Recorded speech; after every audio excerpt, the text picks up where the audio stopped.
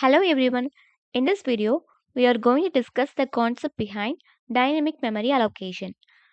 My name is Mahalakshmi, Assistant Professor, Department of Artificial Intelligence and Data Science, Hindustan Institute of Technology. Dynamic memory allocation is a process of allocating memory during the program execution, which means memory is allocated dynamically and static allocation is not possible only when the program executed. Based on the size of the data type, memory gets allocated and the addresses plays a key role to access the data type. Okay. So this can be achieved with the help of four types of dynamic memory allocation methods, which is called as malloc, calloc, realloc, free function. Malloc function is specifically used to allocate memory in arrays and structures. Calloc, realloc is used to allocate memory for array concepts, okay, array data types, okay. Realloc specifically used to reallocate already created array data type, means we can go for reallocation function. Free function is used to free the already allocated memory space, okay. So these are the methods we are going to see in these concepts, and for all those methods pointer plays a key role which holds the address of the allocated data type. Okay, so let us see one by one. First, let us see about malloc function. So first, in first example, we can see the memory allocation for structured data type. Okay, so second example, we will see allocating memory for array data type. Okay, so first, structure. Structure, you all know that it is a user defined data type which holds the address of different member variables. Okay, here I have created structured data type, which means user defined data type as struct employee. For this struct employee, I have created the object, which means pointer object, called emp in main function. Okay, so in the struct employee, I have assigned two data variables, which means member variables, named as emp name, salary. Emp name is declared as string, and size of that character I have mentioned as 20. 20 characters of the name is allocated in the variable name called emp underscore name. Okay, salary, integer type of values is acceptable for the variable name salary. So totally for salary we need 2 bytes of memory, and for emp name we need to have 20 bytes. Totally 22 bytes is required for allocating memory struct employee during the program execution. Okay, so in main function, with the help of pointer variable emp, I am going to allocate the address of struct employee with the help of malloc function. Okay, so already we have seen the syntax in previous slide. So now I'm going to apply the syntax malloc size of struct employee. Okay, so now size of struct employee, which means it requires 22 bytes. So now 22 bytes of memory gets allocated for the struct employee, and the address is assigned to the variable name called emp. Okay, so why I mentioned struct employee function before malloc function means malloc function, after allocating the memory, it returns by default void pointer, but we need to have the address of struct employee. Okay, so that I'm mentioning the pointer variable data type as struct employee. So now we can get the address of the struct employee, and that variable uh, address is assigned to the variable name emp. So now emp is a pointer variable that holds the address of struct employee. So now it will not be empty. If it is empty means you will be get the output as memory is not allocated. Otherwise we can access the struct employee by assigning some input to the struct employee with the help of object emp and member variable emp name and salary. Okay, so since emp name is emp underscore name is string, we doesn't need to mention ampersand operator. But for salary, since it is integer, we need to mention ampersand operator, um, and then with the help of arrow operator, we need to pass the input to the struct employee. Okay, and for scanf function, I need to specify the um, values, format values. Okay, so that format specifier percentage s and percentage d is required to get the input from the user. Since employee name is string, I need to mention the format specifier as percentage s, and employee uh, arrow operator of salary requires input from the user of integer type, so percentage d is required. Okay, so for that, previously I mentioned the format specifier as percentages and percentage d. Okay, now in print function, I am going to display the output with the help of object emp and the corresponding member variables present inside the struct employee. Okay, so now when I gave input as xyz as emp name and salary 60,000, I get the output as xyz and 60,000 as an output. Okay, so for a example of memory allocation, we can see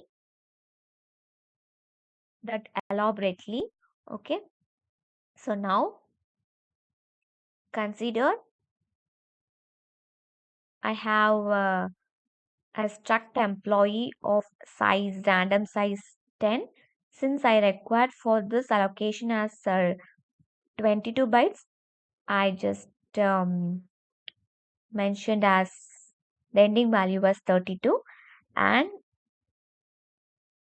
my pointer variable name as emp that holds the address of the struct employee. So now it's pointing the address of the struct employee. So now when I pass the input as x, y, z for emp underscore name and 60,000 for the variable salary with the help of print function, when I access the values present inside the struct employee with the help of emp, we can get the output from the corresponding address as xyz and 60,000 as an output. Okay, so now we can come back to the slide and we can see the example 2. Okay, so now one minute. In previous slide, for program execution, I have mentioned these header files. Standard IO.h is for getting input from the user and processing according to the commands or instructions, and then for displaying output, I'm using the stdio.h header file, and for getting input in form of string, I am mentioning the string header file, and for using the dynamic memory allocation functions, it is required to include standard library header file. Okay, so now we can go for example 2. Example 2 is used to allocate memory for array data type. So array is a collection of elements of similar data type. So here 5 blocks of array is created with the size of integer. So size of integer have 2 bytes. Okay, so 5 into 2 means totally 10 bytes is allocated. 5 blocks of 10 bytes gets allocated for the integer data type. Okay, and the address of the first block is assigned to the pointer variable MEM. Okay, and before malloc function, I have typecast it into int star because by default it display void pointer, but we need to have the address of the array pointer, integer array pointer. Okay, so that integer type of array pointer, so we need to typecast that data type as int star, so that only we can get the address. Okay, so now mem holds the address of the array data type. Okay, so it will not be empty. If it case, then we will be get the output as could not able to allocate requested memory. Otherwise, we can access those blocks with the help of traversing um for loop concepts. Is possible to traverse all those blocks, and while traversing the corresponding blocks, we need to increment the pointer address, so that while each incrementation, the address of the next block is targeted, so that throughout the traversal, the entire blocks is accessible by pausing the input and getting the output with the help of pointer operator. Okay, so we can see this concept a little bit more. So now, uh, once again, I'll clear this whiteboard. So now, totally, um, 5 into 2, so 10 blocks will be allocated. No, so 1, 2, 3, 4, 5, 6. Excuse me. 7, 8, 1, 2, 3, 4, 6, 7, 8, 9. So one more block I just draw in here. Okay, and the one memory variable is created to hold the address of the dynamically allocated value. So here, for example, 10 means for each block, I need to have 2 bytes.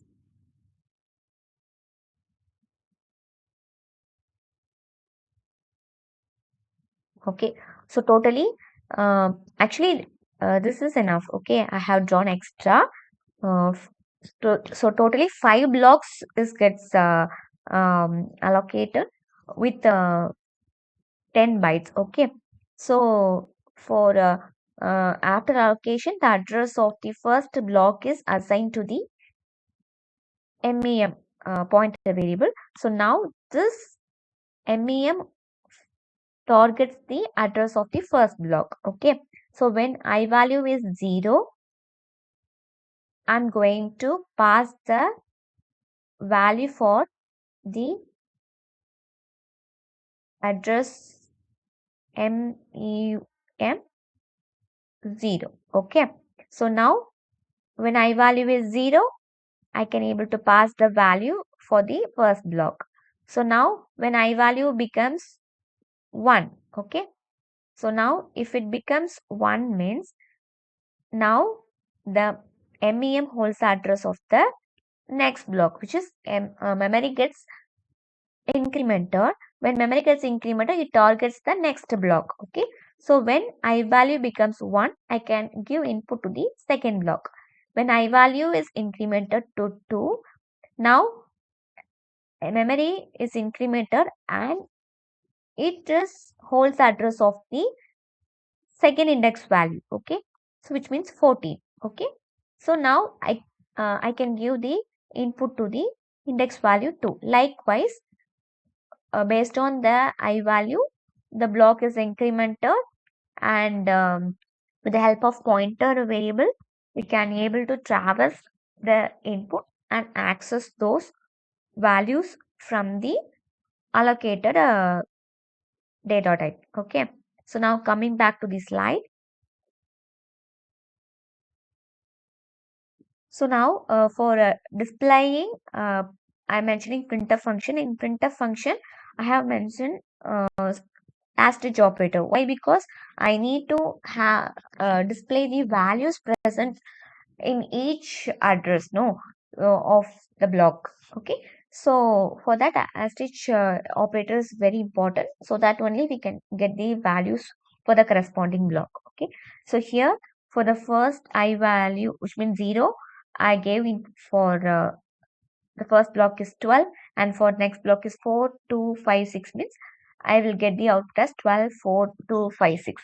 Since I have used slash t for each output, tab space of memory gets allocated, and 12 there will be some space, then 4 there will be have some space to, likewise the output will be displayed in horizontal way. Okay, so now CLOC function.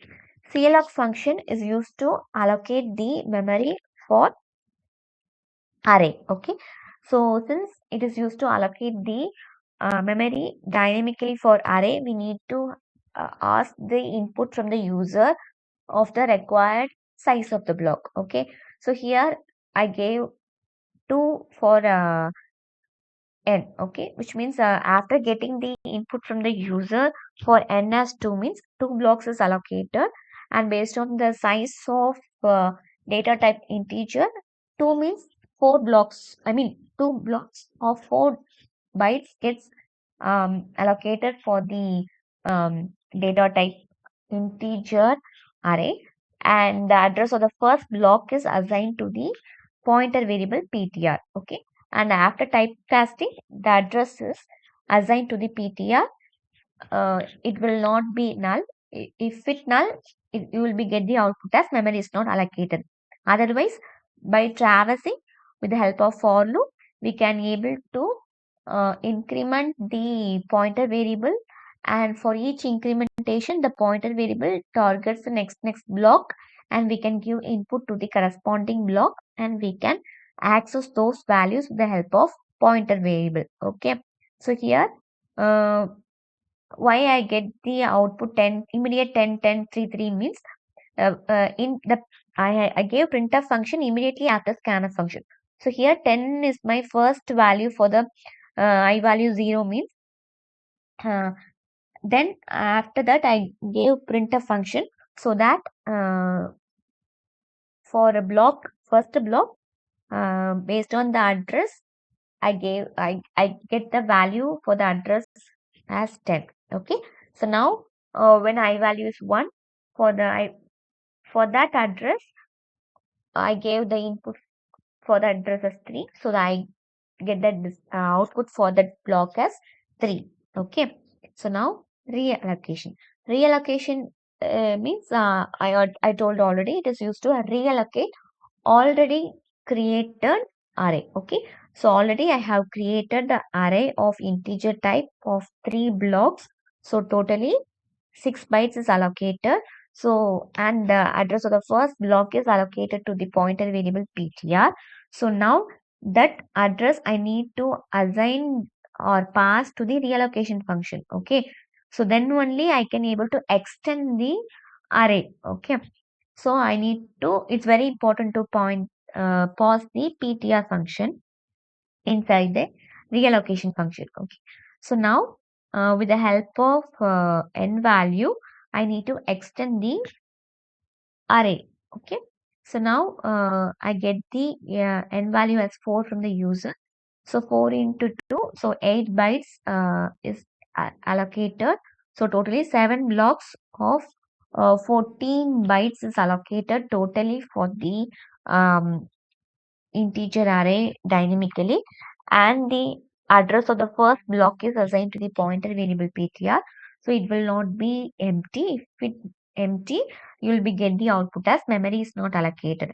Otherwise, with the help of for loop traversing method, you can able to give input to the corresponding blocks, and you can access all those values with the help of pointer variable. Okay, now, only I going to give 4 inputs.